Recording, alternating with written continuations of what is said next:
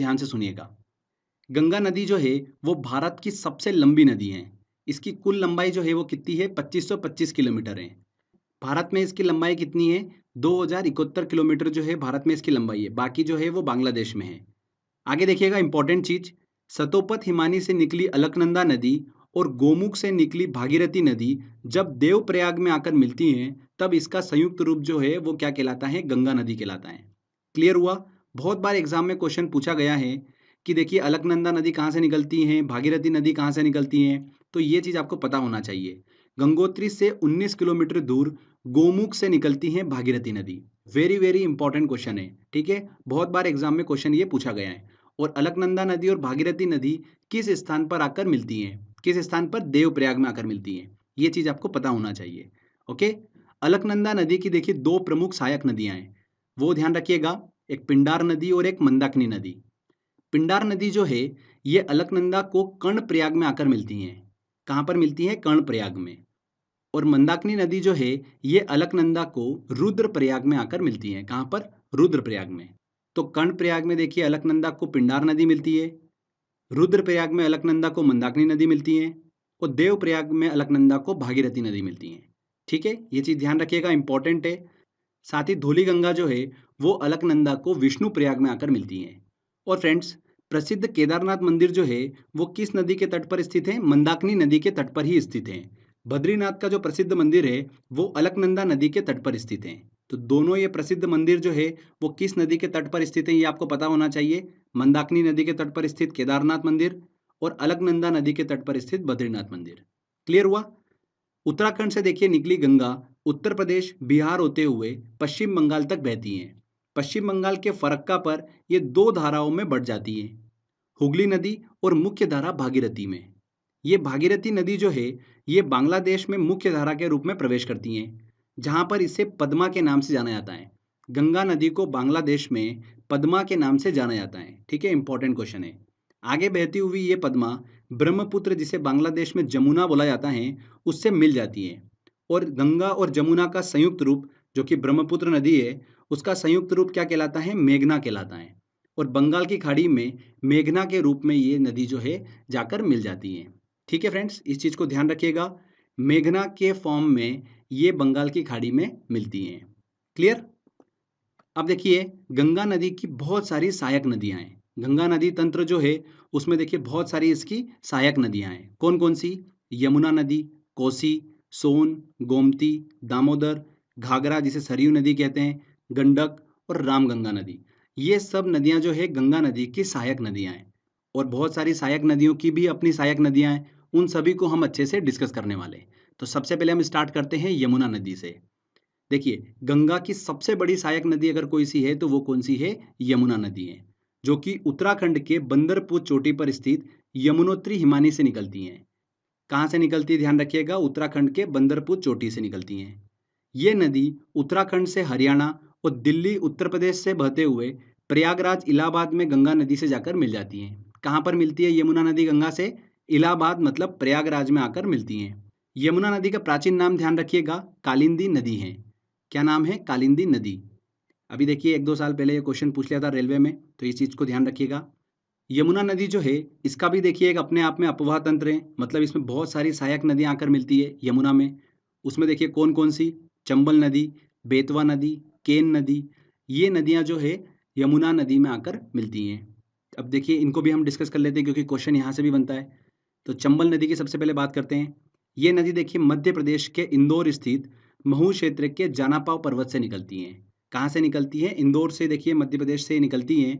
और उत्तर मध्य भाग में बहते हुए ये नदी राजस्थान से होकर उत्तर प्रदेश के इटावा में यमुना नदी से आकर मिल जाती हैं। कौन सी? चंबल नदी। इस नदी की देखिए लंबाई कितनी है? कुल 965 किलोमीटर है।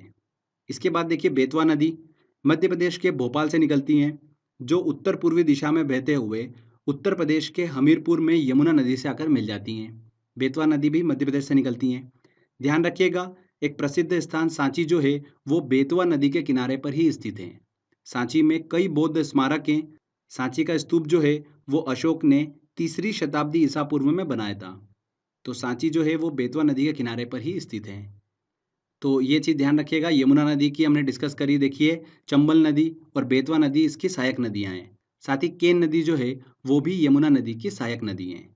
इसके बाद देखिए गंगा नदी की अगली हम देखिए सहायक नदी की बात करते हैं, जो कि है कोसी नदी।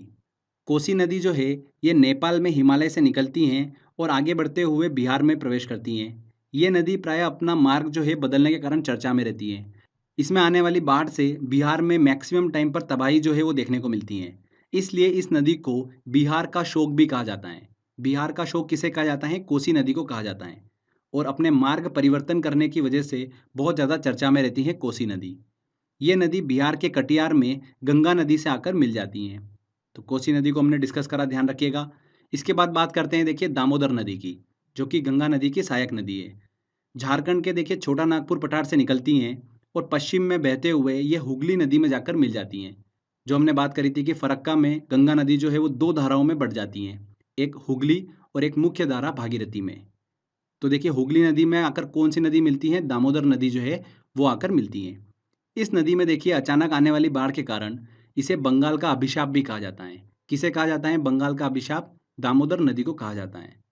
ध्यान रखिएगा, प्रदूषण के कारण इस नदी को जैविक मरुस्थल के नाम से भी जाना जाता है। एग्जाम में क्वेश्चन पूछा गया था ये, किस नदी को जैविक मरुस्थल के नाम से जाना जाता है? तो ध्यान रखिएगा, दामोदर नदी को जैविक मरुस्थल के नाम से जाना जाता है। इसके बाद देखिए गंगा नदी की अगली सहायक नदी की बात करते हैं, गोमती नदी। ये भी इंपॉर्टेंट है। इस नदी का उद्गम जो है उत्तर प्रदेश के पीलीभीत स्थित गोमत ताल से होता है, जिसे फुलर झील भी कहा जाता है। ये गंगा नदी की एकमात्र ऐसी सहायक नदी है जिसका उद्गम मैदान से होता है। ओके, इस चीज को ध्यान रखिएगा। पौराणिक मान्यताओं के अनुसार भगवान राम ने जब रावण का वध किया था, तब ब्रह्म हत्या के पाप से मुक्त होने के लिए उन्होंने गोमती नदी में ही स्नान किया था। तो आप सभी को देखिए पता ही होगा ये। तो गोमती नदी ध्यान रखिएगा, बस इतना, गंगा नदी की एकमात्र सहायक नदी जिसका उद्गम मैदान से होता है। इसके बाद देखिए सोन नदी की बात करते हैं। गंगा नदी की सहायक नदी मध्य प्रदेश के अमरकंटक नामक स्थान से निकलती हैं, उत्तर की ओर बहते हुए पटना के निकट गंगा में जाकर मिल जाती हैं। एक इंपॉर्टेंट चीज मैं आपको बता रहा हूँ, सोन नदी जैसे कि मैंने आपको बताया उत्तर की ओर बहती हैं, ठीक है। और ऊपर से जो यमुना नदी आ रही है, यमुना नदी और सोन नदी, इन दोनों के देखिए जल विभाजन का काम जो है वो कौन करता है? इन दोनों के बीच में स्थित कैमूर की पहाड़ियाँ। ध्यान रखिएगा, कैमूर की पहाड़ियाँ इन दोनों नदी के बीच में स्थित हैं, जो कि सोन नदी और यमुना नदी के बीच जल विभाजन का काम करती हैं। ये इंपॉर्टेंट चीज़ है, एग्जाम में इस चीज़ को पूछा गया था, तो इस चीज़ को आप ध्यान रखिएगा। सोन नदी और यमुना नदी के बीच जल विभाजन का काम कौन सी पहाड़ियाँ करती हैं? कैमूर की पहाड़ियाँ करती हैं। ओके। इसके अलावा देखिए गंगा नदी की सहायक नदियों में घाघरा नदी आती है, जिसे सरयू नदी के नाम जाना जाता है, और गंडक नदी, जो कि गंगा नदी के बाएं तट पर आकर मिलती हैं। क्लियर? अब देखिए गंगा नदी से रिलेटेड कुछ हम इंपॉर्टेंट पॉइंट डिस्कस कर लेते हैं। एग्जाम में ये क्वेश्चन पूछा जाता है कि कौन सी नदी गंगा नदी के दाएं तट पर आकर मिलती है और कौन सी नदी बाएं तट पर आकर मिलती है। तो इस चीज़ को लेकर कंफ्यूजन होता है, तो इसको हम क्लियर कर लेते हैं। देखिए गंगा नदी के दाएं तट पर तीन नदियां आपको दिमाग में रखनी है। एक है यमुना नदी, सोन नदी और टॉन्स नदी, ठीक है। ये नदियां जो है गंगा नदी के दाएं तट पर आकर मिलती हैं। ओके। बाएं तट की बात करते हैं तो गोमती, गंडक, घाघरा और कोसी नदी, ये नदियां जो है गंगा नदी के बाएं तट पर आकर मिलती हैं। तो बहुत ही सिंपल है, यमुना नदी, सोन नदी और टॉन्स नदी दाएं तट पर, बाएं तट पर गोमती, गंडक, घाघरा और कोसी। इससे रिलेटेड भी क्वेश्चन एग्जाम में पूछा जाता है, तो ये चीज़ इसलिए हमने क्लियर कर ली है। साथ ही फ्रेंड ध्यान रखिएगा, गंगा नदी को 2008 में राष्ट्रीय नदी का दर्जा दिया गया था। और गंगा नदी के किनारे बसा सबसे बड़ा शहर जो है वो कौन सा है? कानपुर है। 2011 की जनगणना के अनुसार हम इसको देख रहे हैं। गंगा नदी के किनारे बसा सबसे बड़ा शहर जो है वो कौन सा है? कानपुर है।